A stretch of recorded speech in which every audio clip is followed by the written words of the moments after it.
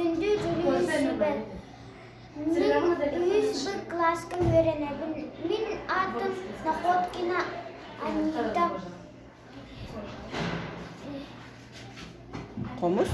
Хомус күнүнөн Хомуска тыатабын, Хомугу тыатабын.